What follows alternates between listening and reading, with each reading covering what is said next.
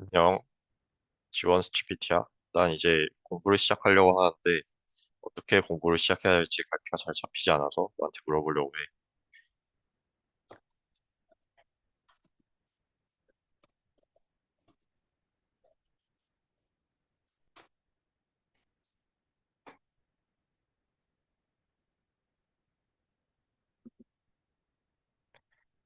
해. 단계적 학습과 큰 흐름 파악이 중요하구나.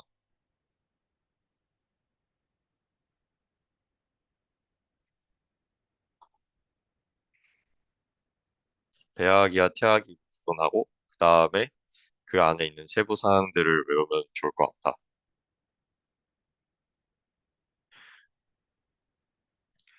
외배역과 중배역, 내배역을 가르는 큰 분류는 나도 잘 알고 있는 거지만 한 번 더 학습해보는 게 좋겠어. 그리고 배아 접힘, 소마이토 제네시스 그리고 테라톨로지 같은 것들에 대해서는 아직 잘 모르는 부분이 많으니 이거를 중점적으로 학습하고 배우면은 나에게 큰 도움이 될 것 같아. 단계별 학습 로드맵은 내가 직접 짜는 게 좋을 것 같지만 너한테 한번 물어볼게.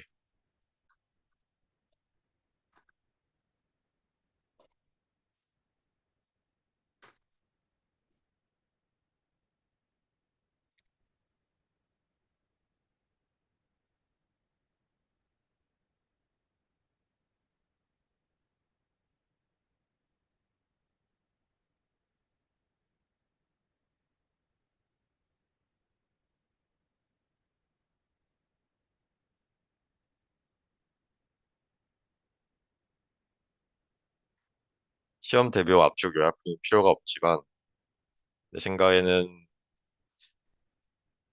사람들이 까다로워하고 좀 더 외우기 힘들고 함정에 잘 걸리는 문제들을 GPT가 직접 제시해줬으면 좋겠어.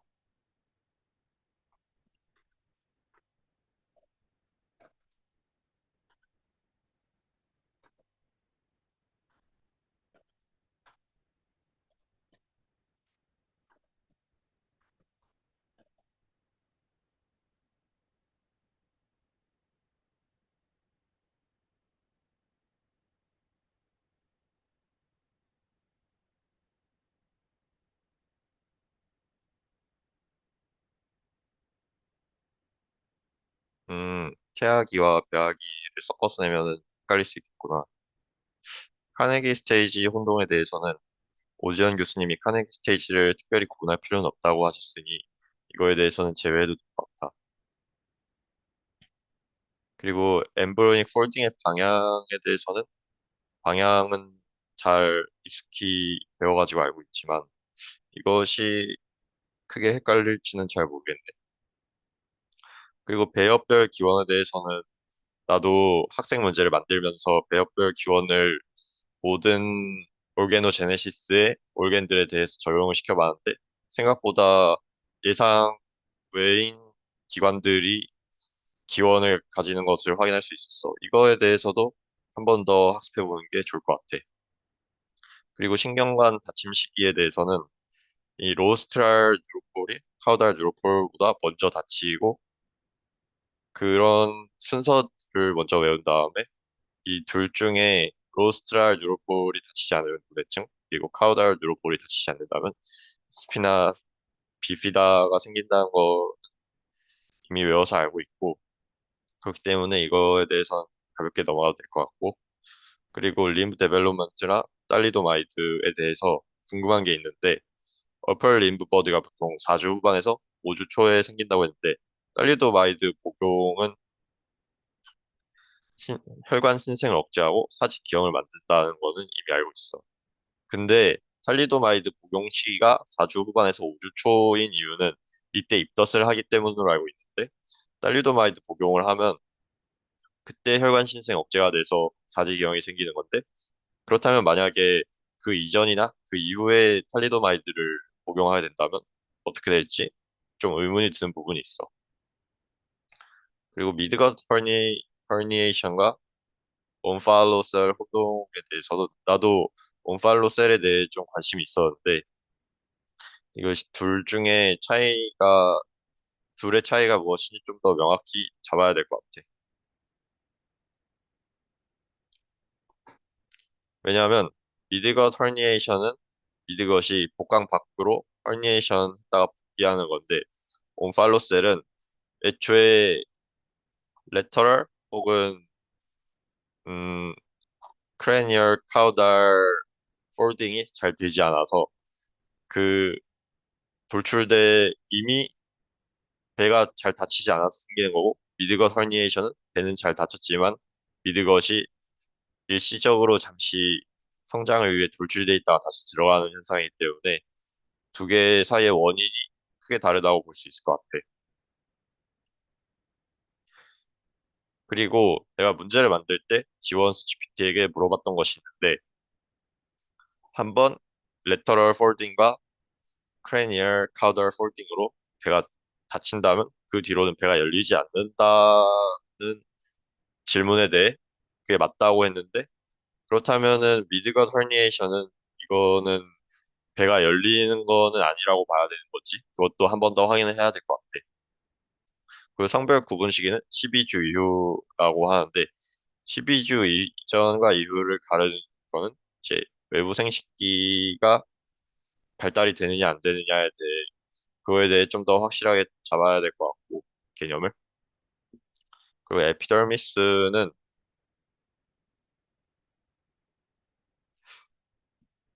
제대로 내가 확인하지 않은 부분이라서 이거에 대해서 좀 더 확실하게 잡아야 될 것 같고 임상 포인트에서 자주 헷갈리는 거는 그치? 립과 팔레이트를 구분해야 될 것 같아.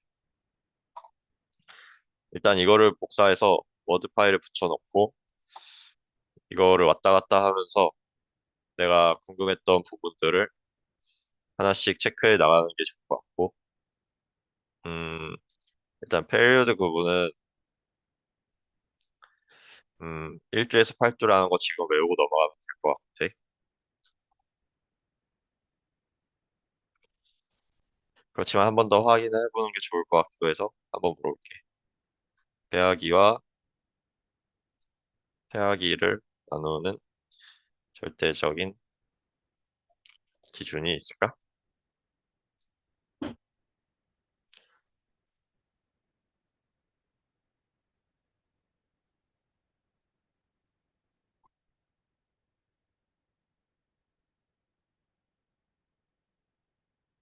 그치. 나는 8주라는 시간적인 기준이 아니라 형태학적 변화에 대한 기준을 알고 싶었어. 그래서 8주와 9주의 차이는 작은 인간이 아니라 배아 같은 꼬리 인두공 같은 형태가 보였기 때문에 배아라 부르는 거고 9주 이후부터는 팔, 다리 같은 그런 사람의 형태를 띠기 시작하기 때문에 태아라고 부르구나.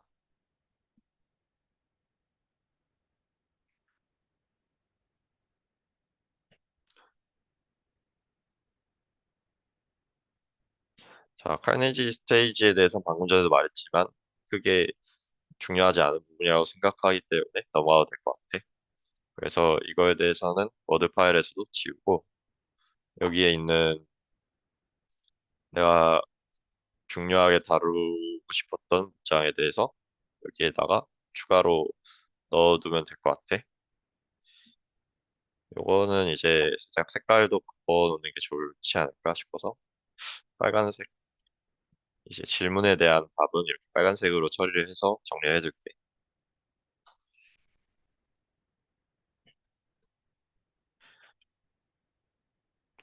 자, 이 내용까지 넣어두는 게 좋을 것 같아.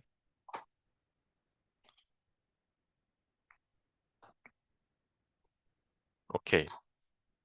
일단 카네기 스테이지는 넘어가고 엠브리오닉 폴딩 방향에 대해서 음, 폴딩 방향 자체보다는 이제 폴딩 되면서 내부 장기들이 어떤 방향으로 이동하는지에 대해 좀 더 정확히 알아야 될 게 아닐까 싶은 질문을 하는 것 같아, 이거는. 그래서 내가 좀 더 심화적으로 학습을 해보려고 해.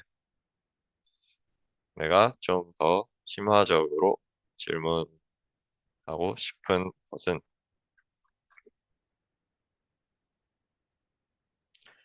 embryonic folding 상황에서 몸 엠브로니 폴딩은 보통 4주차에서 일어나기 시작하는데 그때는 대부분의 올게노제네시스가 시작하거나 시작하지 않은 상태란 말이야. 그렇기 때문에 어, 특별히 물어볼 만한 장기가 많지는 않을 것 같지만 그래도 음, 존재하는 4주차에 엠브로니 폴딩이 시작하는 것으로 알고 있는데 이때 올게노제네시스를 통해 생기고 있는 장기들이 폴딩 과정에서 어떻게 움직이는지, 위치를 변하는지 알려줬, 모든 장기에 대해 알려줬으면 좋겠어.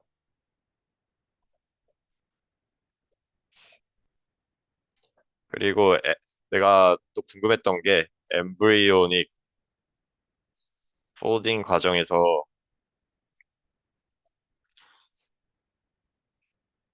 어떤 만약에 레터럴 폴딩의 경우에는 레터럴 메소덤들이 이렇게 폭발적으로 분할을 해가지고 그곳의 길이가 길어지니까 이렇게 좁히게 된다.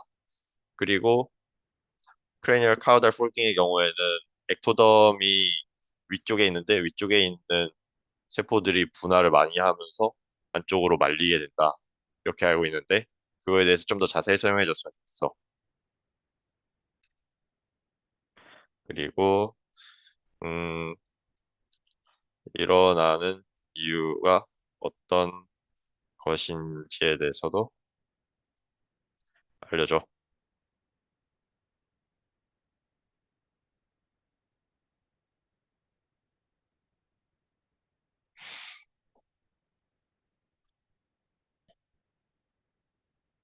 그래, 에피블라스트와 그 유래 조직이 빠르게 성장하기 때문에 플랫 디스크가 길이 차이가 생기면서 말리게 되는 거겠지. 음, 벤트랄 방향으로 세포 증식, 공간 제약, 그다음에 구조적 재배치의 결과구나. 이거는 꽤나 중요한 내용이라 생각하니 여기다가 빨간색으로 적어놓을게. 오케이. 그리고 폴딩의 종류는 크레니얼, 카우달, 그리고 레터. 이건 알고 있지. 그리고 장기의 위치 변화를 네가 잘 설명해줬네. 심장과는 하트 튜브랑 septum transversum. 그래. 원래 엠브리오 디스크의 머리 쪽에 위치했다. 머리 쪽이 그쪽이겠지? 프레코르달 플레이트 쪽. 폴딩 후에는 오로파린지얼 멤브레인 위치로 이동하고 forgot. 그렇구나. 그리고 꼬리 쪽 구조는 카우달 리전 쪽인데 클로아칼 멤브레인은 원래 에피블라스트와 엔도덤이 붙어있는 구조였지. 폴딩 전에는 꼬리 쪽 평평한 위치였는데 벤트럴 방향으로 앞으로 튀어나온 다음에 항문 및 비뇨생식기 영역을 형성하기 시작하는구나. 그리고 힘든 것은 내배엽 일부가 폴딩되며 클로아카 연결. 음, 지금 것 중에서는 힘든 것과 어딨지? 아, 여기 다시 한 번 더 설명을 해주는구나. 알았어. 폴것은 이제 내장의 앞쪽 부분이란 겠지. 파린스, 식도 위 호흡기 등이 폴딩으로 안쪽으로 들어가는구나. 오케이. 그리고 옆쪽 구조라니. 옆쪽은 주변? 아, 레터럴 폴딩에 이제 생기는 것들. 미드것만 형성하는 건가? 요크색이? 이거에 대해서는 좀 더 확실하게 알고 싶은 걸. 음, 요거를 어떻게 질문하고 이렇게. 음, 잠깐 궁금한 게 흑색이 말려 들어가서 생긴 미드것만을 구성한 거야? 아니면 for것과 힌드것에도 기여를 하는 거야?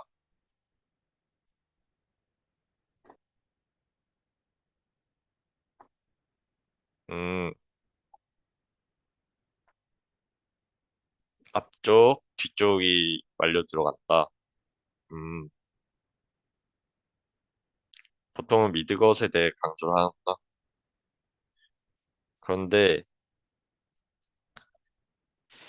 내가 문제를 만들 때도 항상 질문하는 거지만 이거에 대해서 정확하게 좀 더 알려줬으면 좋겠는 게 york색은 내가 배운 대로라면 하이퍼블라스트로부터 기원한 세포이고 게다가 하나 더 배운 게 뭐냐면은 하이퍼블라스트는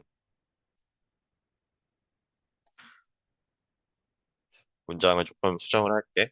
york색은 하이퍼블라스트로부터 기원한 세포이고 게다가 하이퍼블라스트는 태아의 엠브리오의 몸을 구성하지 않는 않는 방향으로 분화한다고 알고 있어. 그런데 이 레터럴 폴딩 과정에서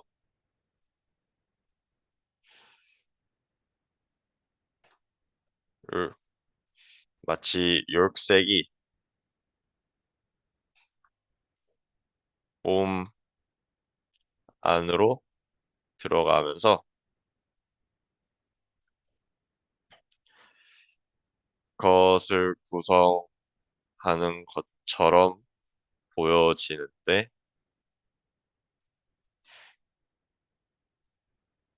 이것에 대해 제대로 알려줬으면 좋겠어.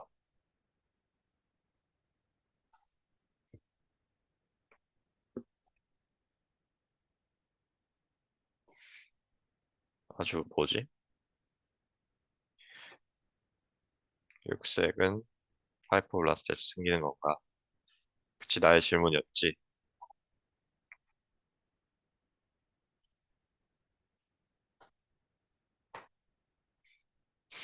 엑스트라 엠브리오닉 스트럭처. 음, york색은 엠브리오 모단을 구성하지 않는 구조구나.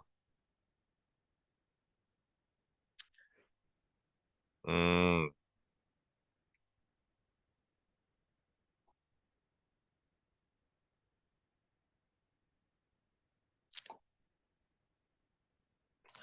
아, 홀딩 과정에서 디스크에 벤트랄에 있던 디피니티브 엔도덤 레이어가 같이 말려 들어가가지고 요크색에 있던 세포들은 다 이제 없어지고 그다음에 걔를 대체하는 걸로 생각하는 거구나. 음, 그냥 캐비티라는 이제 공간만은 요크색의 기원이 맞지만 그 과정에서 세포들은 사실 요크색이 아니었던 거구나.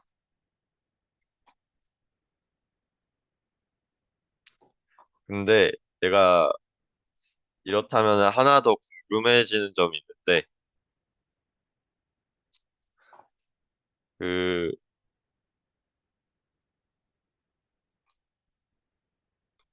이, york색이 사라지지, 겉 형성 과정에서 사라지지 않고 그대로 남아서 생기는 선천적인 기형이 있는 것으로 알고 있어. 그것에 대해서는 어떻게 설명해야 할까? 내가 묻고 싶은 건 그것의 기원이야.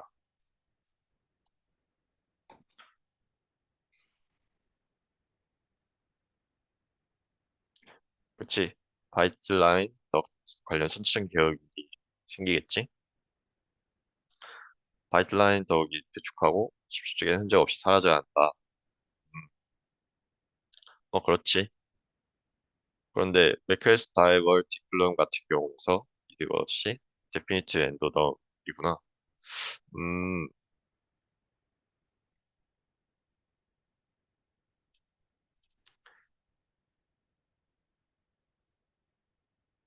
엑스트라 엠브로닉 엔도덤에서 데피니트 엔도덤으로 교체가 되구나.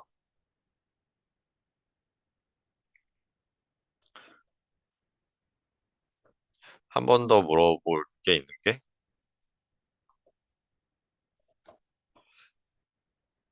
그러면 하이퍼 블라스트는 애초에 처음부터 엠브리오 안으로 들어가지 않고 밖으로 분류되는 것인가?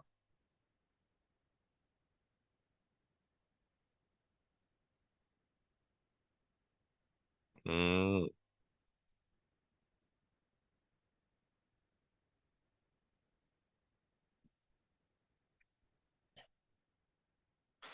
그렇다면 맥켈스 다이버티클로도 결국 에피블라스트에서부터 유래한 세포들만 구성돼 있겠구나.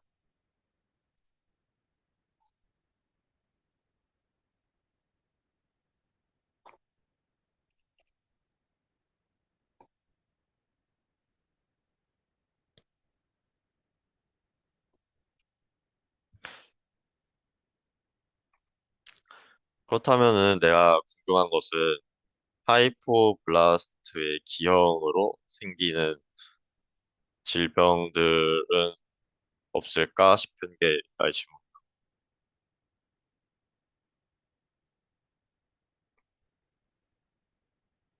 음, 그렇구나. 엠브리오 포르포에 포함되지 않기 때문에 이거 자체의 기형은 크게 병으로 나타나지 않겠구나. 묘크색 관련 이상이 생기더라도 이미 데피니티브 엔도덤이기 때문에 하이포블라스트 전염물은 아니고, 음, 이제야 내 질문에 대한 답이 제대로 되는 것 같아. 오케이. 이거에 대해서, 음, 내가 마지막으로 이 워드 파일에 정리하고 싶은 내용을 하나 넣을게. 음, 확실하게 한 문장으로 정리된 문장이 있으면 좋겠는데,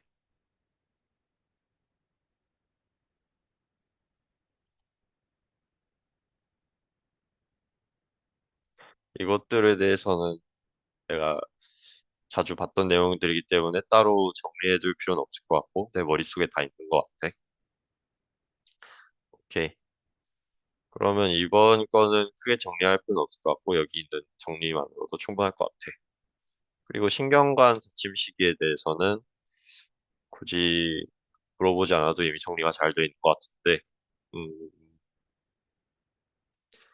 이 폴릭 애시드, 이 내용에 대해서 한번 물어볼게. 폴릭 애시드에 대해서 내가 잘 모르는 것 같아.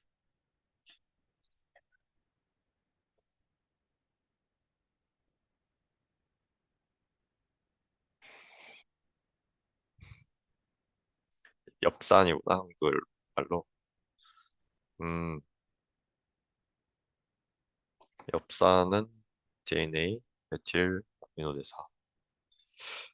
아, 단순히 이 뉴럴 튜브에 특적으로 작용하는 물질은 아니지만 DNA 합성 같은 전반적인 신진대사에 중요한 물질이기 때문에 이걸 꼭 먹어야 된다고 하는구나.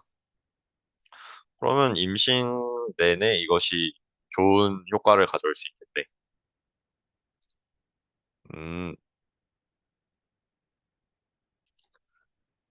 알았어. 이거에 대해서는 내가 한 번 더 정리를 해놔야겠네. 잠시만. 폴릭 애시드의 역할에 대해서도 이렇게 싹 넣고, 그 다음에 없으면 생기는 일들. 이것들에 대해서 빨간 줄을 쳐놓을게.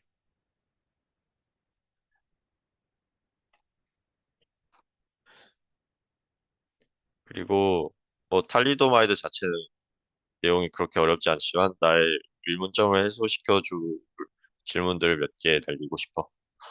음, 탈리도마이드가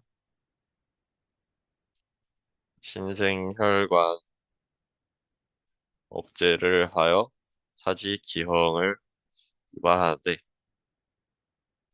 그렇다면 탈리도마이드를 보통 입덧이 시작한 시기인 4, 5주 차에 먹어서 이때 발달해야 할 팔다리 그러니까 림브 버드들을 발달하지 못하게 만드는 거잖아. 그렇다면 이 시기가 아닌 다른 시기에 복용한 경우에는 어떤 부작용이 생길 수 있지?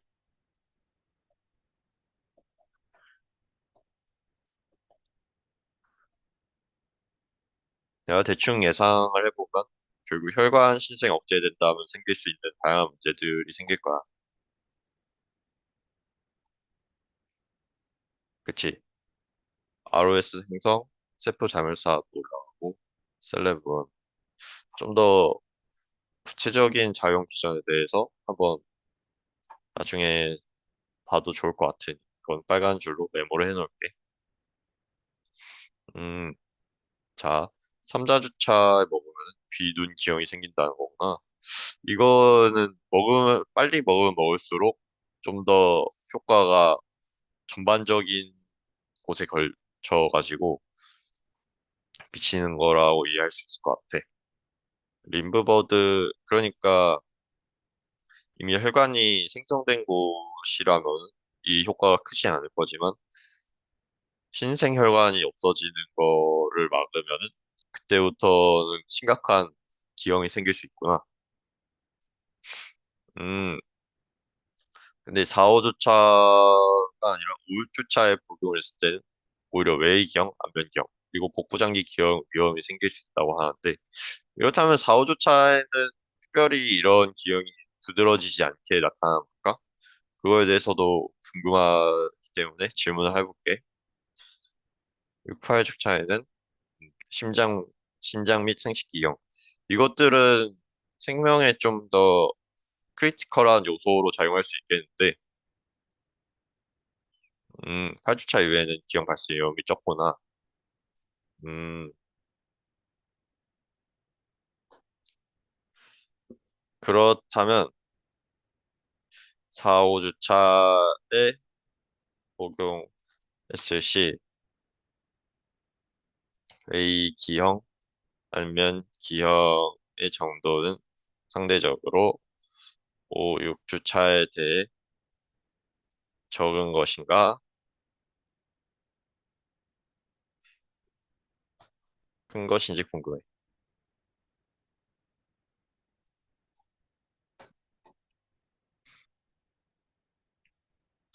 생각에 아마도 4, 5주차가 대부분의 증상들에 대해 좀 더 심각할 거라 생각해.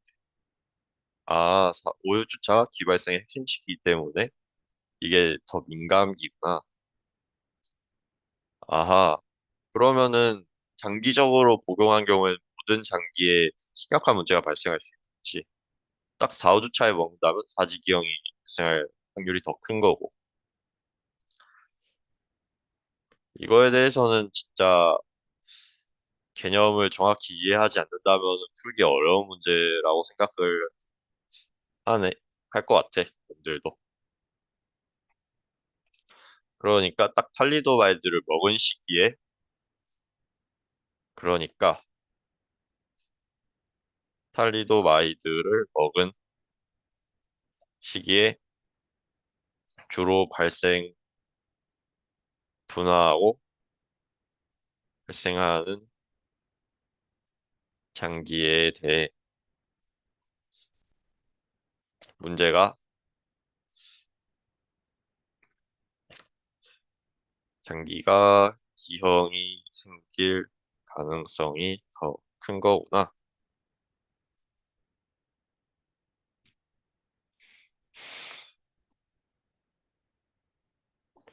한번 내용을 체크하고 넘어갈게. 발생 민감기라는 게 따로, 오케이. 그럼 넘어갈게. 그 다음으로 미디건 허니에이션과 옴팔로셀 혼동에 대해서 한번 알아보도록 할게. 나는 별로 혼동하지 않는 편이지만, 그래도 한번 질문하고 넘어가는 게 좋을 것 같아.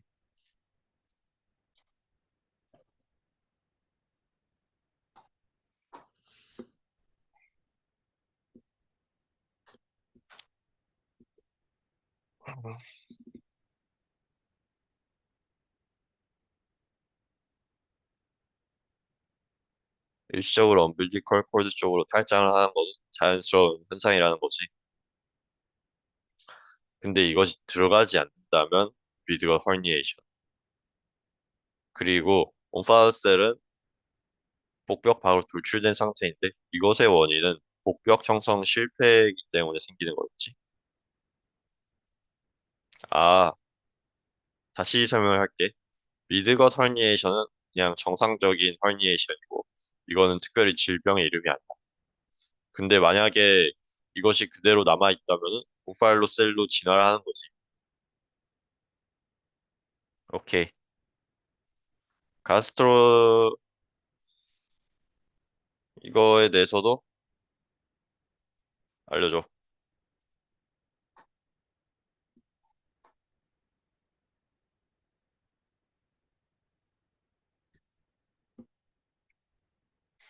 음, 엄빌리컬 베니 퇴화가 이상이 생기는 거. 오케이. 이거는 넘어가고 성별 구분 시기에 대해서는 간단하게 12주에 성별을 구분 가능하게 되는 이유는 내가 생각하기에는 12주부터 그 outer genitalia가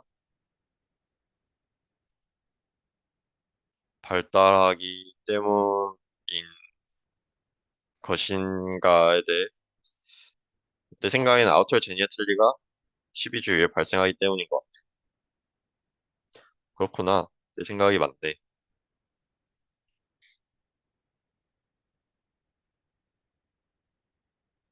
아, 맞아.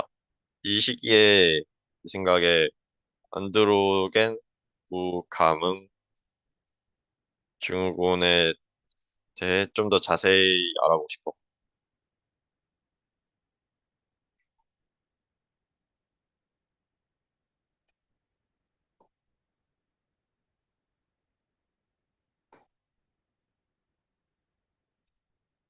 그치? 일단 유전학적으로 남성인 사람에게 걸리는 질병이겠지.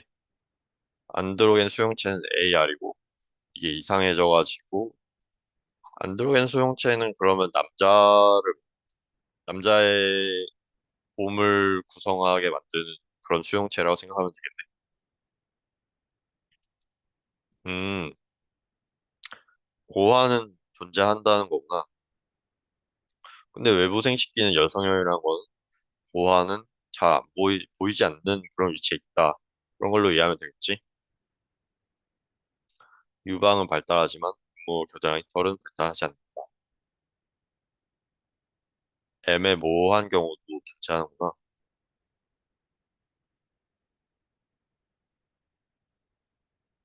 고환에 종양이 생길 수 있어. 그렇구나. 진단되면 심리적 충격을 받을 수 있다. 이것도 큰 팩터라고 볼 수 있겠네. 만약에,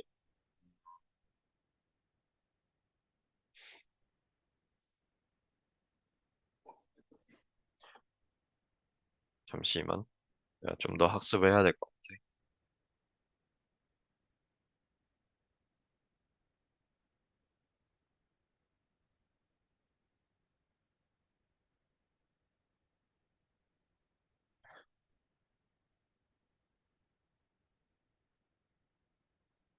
오케이.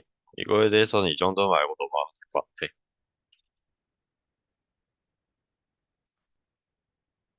에피더미스는 외부 벽을 이루는 피부인데, 이거는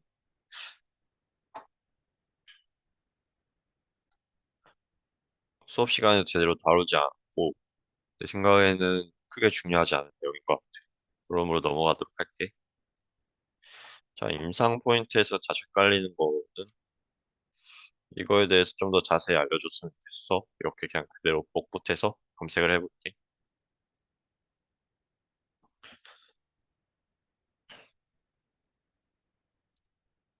맥실러 프로미넌스와 미디얼 네이저 프로미넌스가 융합을 실패하는구나. 시기가 다르고 구조물이 다른 건가?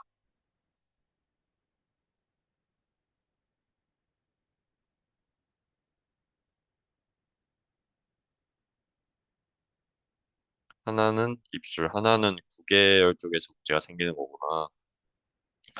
알았어.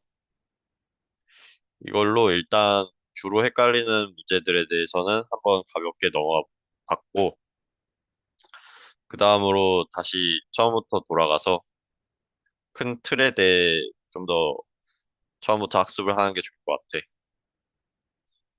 자, 그리고 내가 여기 있는 내용들을 이 워드 파일을 저장을 해서 너한테 보내서 좀 더 이제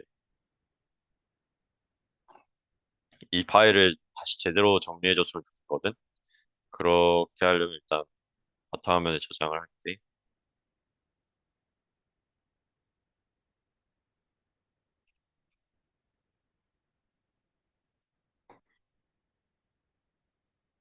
바탕화면에 발생하여서 헷갈리기 쉬운 개념을 업로드해서 이 파일을 좀 더 정리해서 나한테 줘.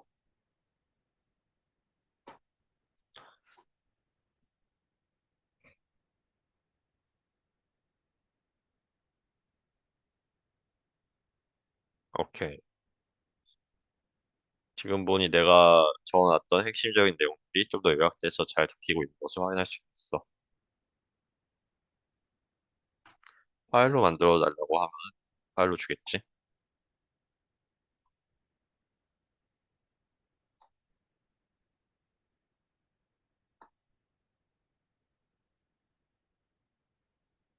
아,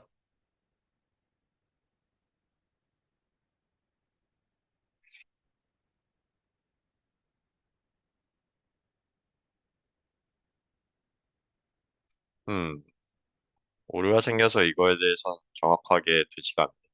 이거를 복사해서 복붙해서 저장해 두는 게 더 좋을 것 같아. 이미 있던 원본 파일을 건드리지 않는 선에서 여기에다가 다시 붙여놓을게. 이러면 나중에 봐도 더 공부할 때 도움이 될 것 같아. 폴릭 애시드 이런 것들 좀 빨간 줄 쳐놓는 게 좋았을 것 같긴 한데 이거는 GPT의 한계상 쉽지 않을 테니 넘어가도록 할게.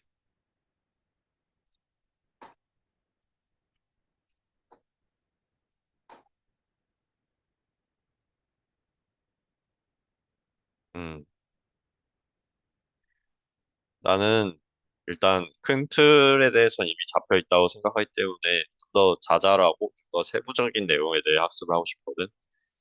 그렇기 때문에 음, 이런 임상 연계 이해 이것도 나쁘지 않을 것 같아. 자, 콘제니탈 아노말리스는 음, 탄생 과정에서의 선천적 기형이구나. 오케이. 첫 번째로 수정 시의 단계 이상, 그다음에 배아기 이전의 문제, 그리고 배아기의 문제, 그리고 태아기의 문제 이렇게 나눌 수 있구나. 음, 그리고 병인학적으로는 염색체수, 염색체 구조, 단위 유전자, 그리고 다인자성. 음, 발생학적으로 일단 유전적 요인이 있고 환경적 요인이 따로 적혀있구나. 그리고 복합 요인. 음, 페틸케뇨증, 당뇨병. 모체가 이런 상태에 걸려있을 때는 큰 문제가 발생할 수 있구나. 탈리도마이드, 레티노이치드, warfarin, 그리고 감염, 톡소플라스시스, 루벨라, 사이토메갈로바이러스, herpes, 시필리스. 다양한 물리적 그리고 화학적인 요인들이 있고 유전적 요인이 또 다른 큰 팩터를 차지하고 이거는 실제 인간이 질병에 걸렸을 때 생기는 원인들과도 크게 다르지 않다고 생각이 드네. 그리고 이제 발생학적으로 생기는 문제들. 이게 예전에 면역과 병인기 전 시간에 배웠던 그 질병의 7가지 원인과도 거의 똑같이 부합하는 걸로 봐. 결국 태아도 결국 사람의 한 종류고 일부라는 걸 알 수 있을 것 같아. 음, 일단 한눈에 보는 표로 정리해 주는 게 좋을 것 같아.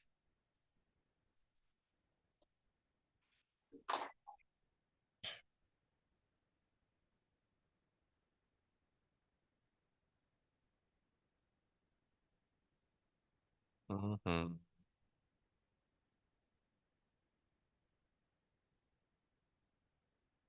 형성장애, 파괴, 기형성, 형성부전.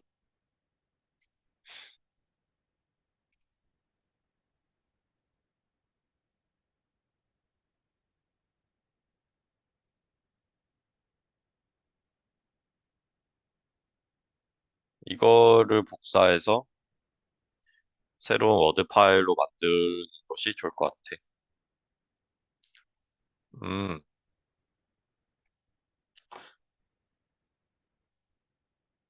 모든 테두리를 쳐두는 게 좋겠지. 이렇게 딱 표로 만들어서 보니까 좀 더 정확하게 알 수 있을 것 같아. 이런 시기적 발생 특징에 대해서는 음, 굳이 외우지 않아도 딱 착상 전후 음, 아예 사라지거나 아예 그냥 정상적으로 가거나 그리고 기관 형성의 경우에는 딱딱 이제 문제가 생긴 구조에 대해서 기형이 발생하고 그리고 구조부터는 이제 사람의 형태를 한 게 페탈 페루드라고 했지. 그렇기 때문에 이제 구조적 기형은 보통 기관을 형성하는 단계인 엠브리오 단계에서 보통 생길 거고 그 다음에 페탈 단계에서는 이미 사람의 형태는 모두 갖추었는데 그것이 제대로 성장하지 않으면 생기는 문제들 그런 걸로 이해할 수 있으니 이거는 굳이 표를 암기하지 않아도 이해할 수 있을 것 같고 원인별 분류에 대해서는 유전적, 환경적, 복합 요인적으로 이렇게 딱딱 크게 외우면 좋을 것, 기억이 잘 날 것 같고 그다음에 유전적인 거는 매우 유명한 것들이지 다운 신드롬 그리고 터너 증후군, 뭐 딜리션, 트랜스로케이션, 안콘드로플라시아, 뭐 말판 이런 것들에 대해서는 잘 알고 있기 때문에 굳이 외우지 않아도 될 것 같고 환경적으로는 이제 탈리도마이드 이거에 이거는 방금 전에 학습했기 때문에 굳이 외우지 않아도 될 것 같고 뭐 모체가 어떤 특정한 질병에 걸려 있을 때 환경적으로 좀 열악한 환경이 될 수 있다는 거 그거에 대해 좀 더 기억을 잘 해주면은 학습이 잘 될 것 같아. 그리고 복합 요인에 대해서는 뭐 위에 두 개가 섞인 요인이라 생각하면 되겠지. 오케이. 그리고 기전별 분류에 대해서는 뭐 형태적으로 분류를 한 것 같네. 뭐 디스플라시아, 디포메이션, 디스럽션, 말포메이션. 뭐 각각 다 이 개념들만 알고 있으면 분류하는데 크게 문제는 없을 것 같아. 오케이. 이렇게 좀 더 이제 임상적으로 어떤 문제가 발생할 수 있는지 한번 알아봤고, 그 다음에 괜찮은 질문이 뭐가 있을까? 음,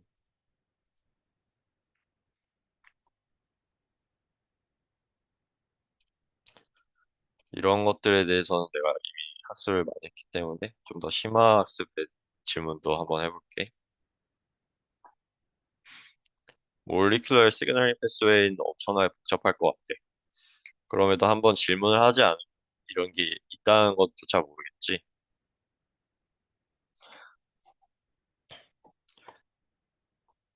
질문에 대한 답을 생각하는 동안 좀 더 이제 강의록을 살펴보고 있을게. 이걸 보면서 내가 기억이 잘 안 나는 부분들을 딱딱 찾아서 질문하는 게 좋을 것 같아. 음,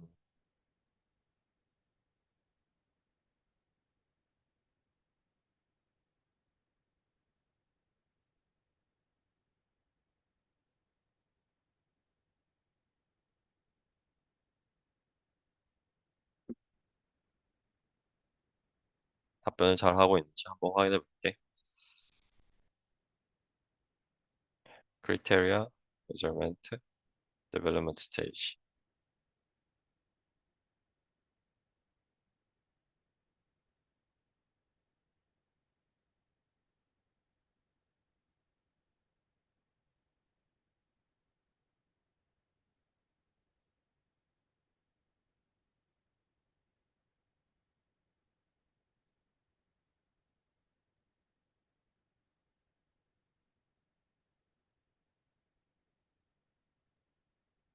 오케이. 이 내용들에 대해서 내가 익히 알고 있는 내용인 것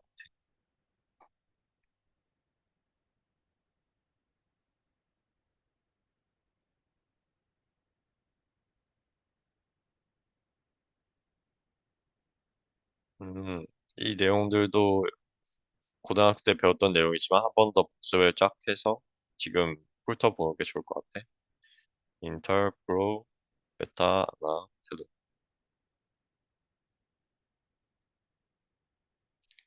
여기 S기가 DNA 복제가 일어나는 시기, 그리고 G2, G1은 이제 성장하는 시기, M은 이제 분열하는 시기.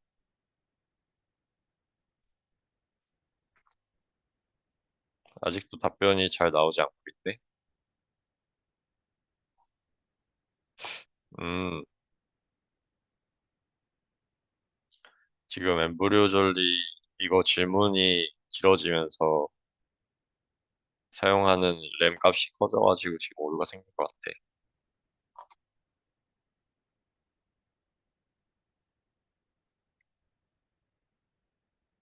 이런 경우에는 내가 질문을 너무 많이 했기 때문에 생기는 건데, 일단 대기를 하면서 잠시 파일을 쭉 읽으면서 개념을 정리하고, 다시 저게 정상화가 될 때 해볼게.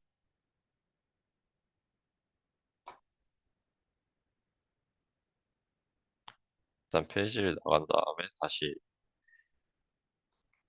GPT를 들어가서 키면 될 것 같아. 음, 여기 있는 이 채팅을 다시 들어간다면 또 먹통이 될 수 있기 때문에 조심해야겠지. 그렇다면 방금 전에 날렸던 질문 다시 날리면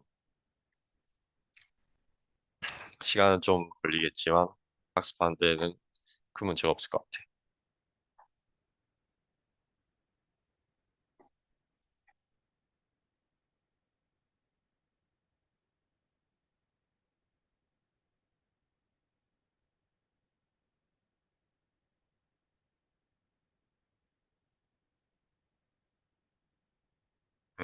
SHH, BMP, FGF, WNT, 놀세다, 레티노이క్ 애시드.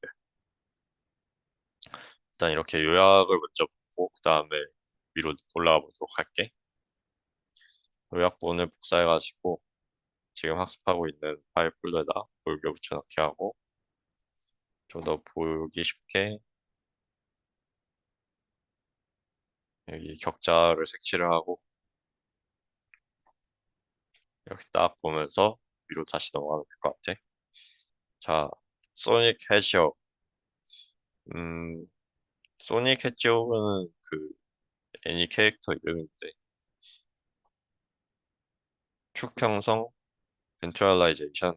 음, 중추신경계 벤트럴라이제이션이라는 게 정확히 뭘까? 아, 벤트럴 구조 형성. 앞쪽 부분의 신경관을 형성하는데 그게 중요한 거구나. 라고 이해하면 될 것 같아. 팔, 다리, 소화관폐. 그리고 노토콜드가 분비한다는 것이 특이한 점인데, 노토콜드는 보통 신경을 구성하는 뉴럴레이션의 핵심적인 기관인데, 이것이 소닉 해치오라는 그런 호르몬을 분비하는구나. 그리고 본 모르포제네틱 프로틴, BMP. 음, 손가락 사시 아포토시스 유도하는구나. 이거는 이거를 중점적으로 기억하면 될 것 같아. 아포토시스, Fibroblast Growth Factor, FGF. 중내손의 적합부 형성, 알아주죠. 다양한 기능을 하네. 안지오제네시스. 아, 이것이 탈리도마이드와 연관이 있구나. 이거를 중점적으로 외우면 될 것 같아. 잠시만. 이러면 이제 한 줄씩 이제 분비세포가 또 콜드. 이런 거를 좀 메모하면서 가는 게 좋을 것 같아.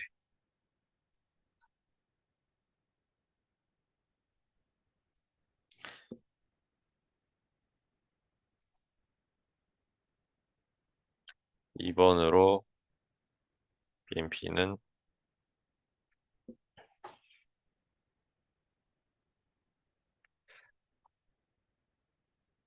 내가 특이하게 중요하다고 생각했던 것들을 좀 적어두고 있어.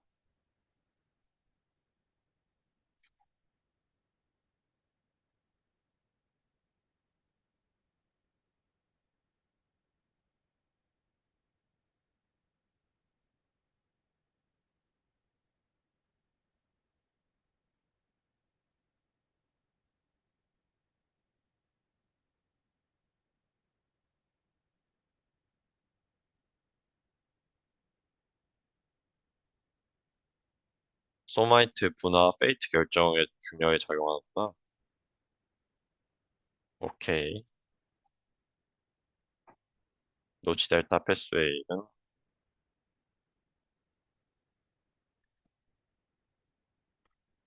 특이한 점이 세그멘테이션 클락. 아, 이것도 매우 중요한 내용이지.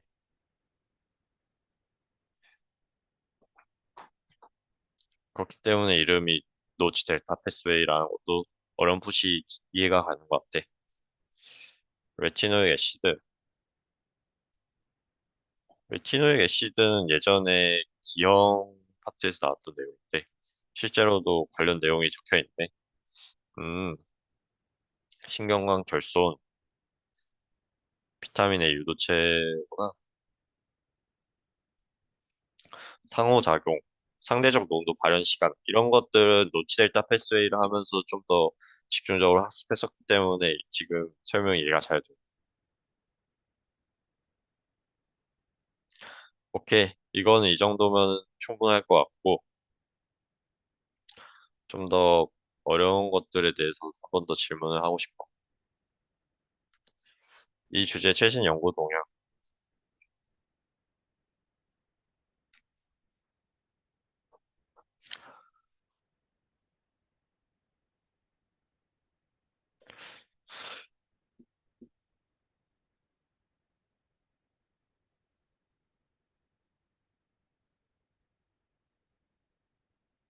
대칭 깨짐, 음, 어셈블로이드, 노치 경로,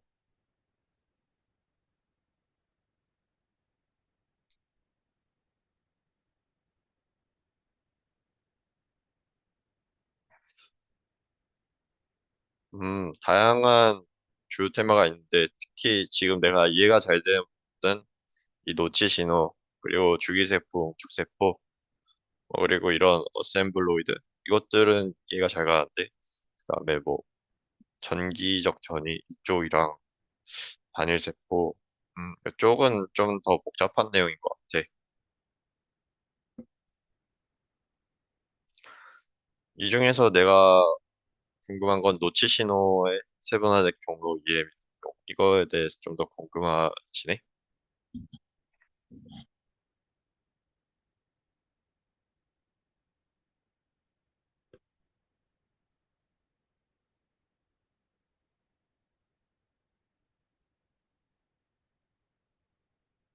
음,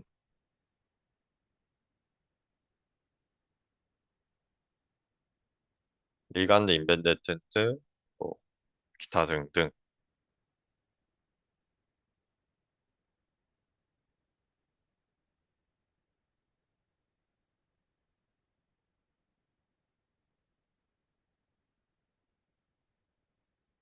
오케이.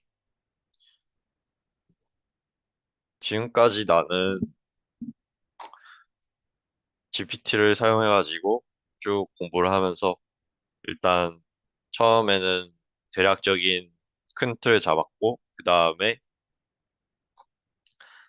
사람들이 자주 헷갈릴 만한 것들을 확인하고, 내가 그 중에서 중점적으로 확인하고 싶었던 것들에 대해서 좀 더 알아봤고, 그 다음에 최신 연구 동향, 그리고 좀 더 심화적인 내용들에 대해서 파악을 했어. 그러면서 내 머릿속에는 정리가 됐지만, 좀 더 그것들을 확인할 수 있는 질문들에 대해서 좀 질문해야 될 것 같아. 음, 그래서 시험 문제들도 한번 물어보도록 할게.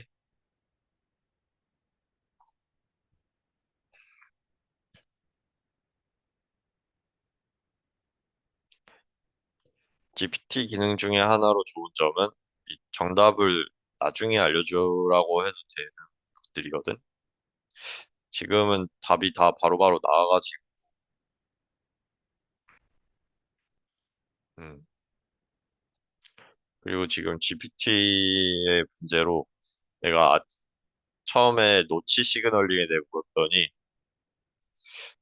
노치 시그널링에 대한 문제로만 10개가 나오기 때문에 이거는 지금 다시 새로운 세션을 시작해가지고 하는 게 좋을 것 같아.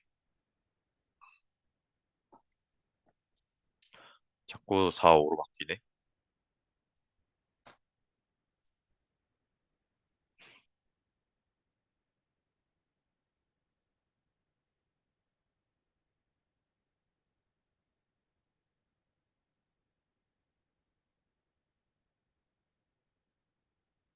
몰리큘러 엠브롤로지는 실험을, 음, 이건 맞는 말이고, 정답은 D.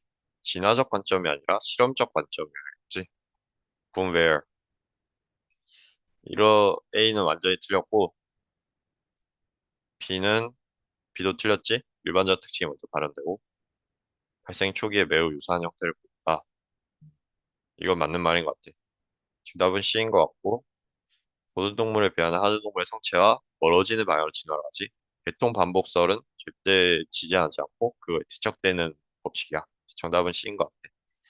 음,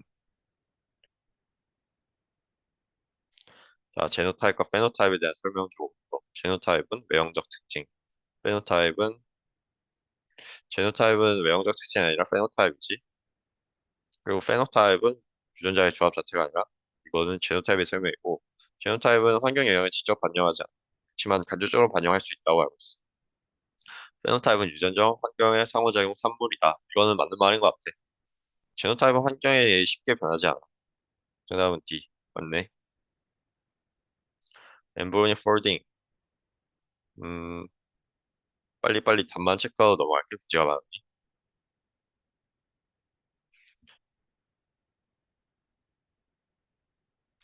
자, B번이 맞는 말인 것 같아. 22일쯤, 중 A가 맞는 말이긴 하겠지. 로스타일 유로프로는 25일쯤에 났기 때문에 틀렸고, 음, B번. 둘 다 열려 있는 게 사실이겠지.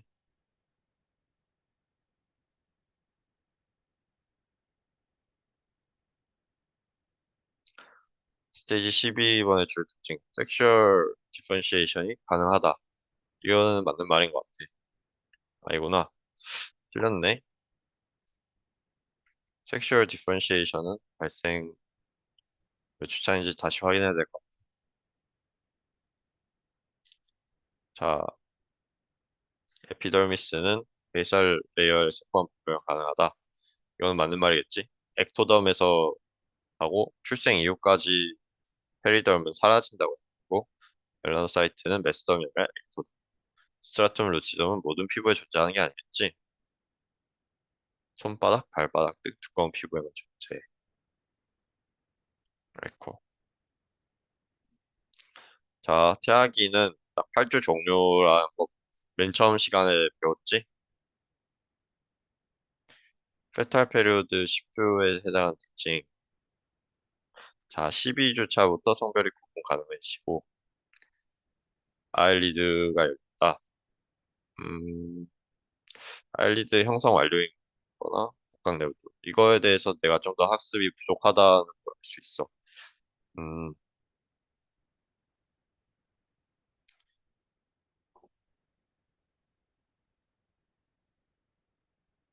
C가 좀 더 정확하겠지. 리니지 트레이싱을 해서 세포의 기원을 추적하여 오류를 규명해. 자, 지금 각 주차에 따라 생기는 특징들을 낸 문제들을 좀 틀렸거든. 그렇기 때문에 이것을 좀 더 정리해줘.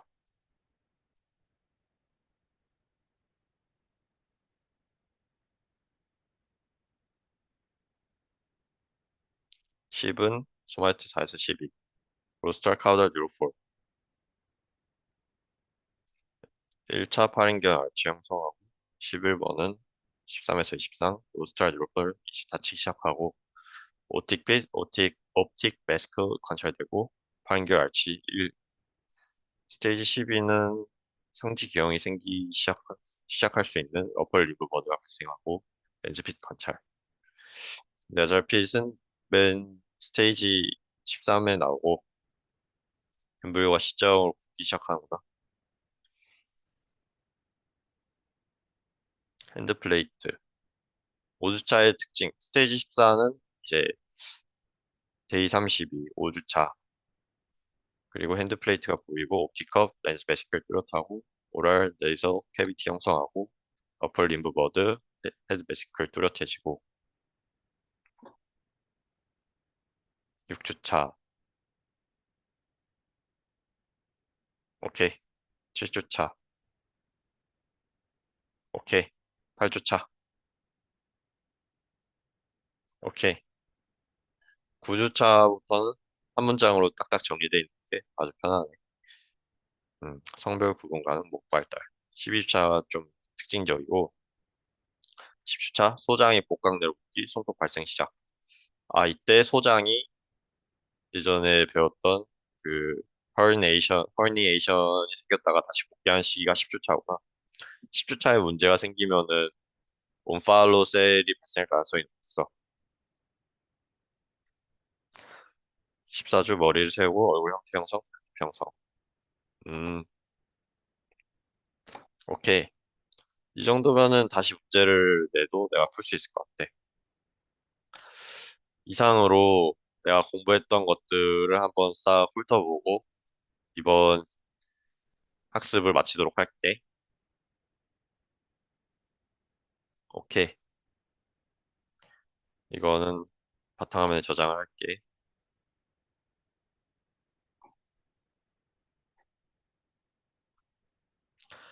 그러고 쭉 이제 내가 풀었던 문제들과 GPT에 질문했던 것들을 한번 훑어보고 여기 발생학 공부 방법. 이건 로딩이 좀 긴데. 오케이. 처음에 기초 개념, 대하기, 태하기, 외벽, 내벽, 중벽 이런 것들, 테라톨로지, 소마이토제네시스, 엠브로잉 폴딩, 학습 전략. 이거는 내가 파일을 정리해놨기 때문에 파일을 보는 게 좀 더 편하겠지. 여기서 발생해서 헷갈리기 쉬운 개념. 쭉 빨간 줄 쳐냈던 거를 좀 더 자세히 볼게. 엠브리오와 페터스의 구분. 8주, 9주 사이에 사람의 형태를 갖추게 되느냐. 그것이 중요한 거겠지. 그리고 폴딩은 세포 증식이 공간이 제약돼서 생기는 구조적 재배치의 결과다. 라고 이해하면 좀 더 이해가 잘 되는 것 같아. 신경관의 발달 시기에 폴릭 애시드. 폴릭 애시드는 다양한 역할을 하는데 DNA 합성 같은 인체 구조의 중요한 기전을 좀 더 잘하게 도와주는 거라고 생각하면 될 것 같아. 림브. 그리고 딸리도마이드가 딱 4주 후반 5주 초에 복용을 했을 때 부재가 생기는 거고, 그때는 사직형. 그리고 만약에 다른 시기에 복용을 한다면 또 다른 형태의 기형이 생길 수도 있다는 거. 그거에 대해 좀 더 한 번 더 체크해 주면 좋을 것 같고. 오케이. 그리고 한 번 더 정리했던 것들. 좀 더 깔끔해졌는지는 아직은 사실 잘 모르겠지만, 어쨌든 내용을 정리하는데 GPT가 유용하게 쓰이는 것 같았어. 오케이. 이상으로 이번 학습을 마치도록 할게.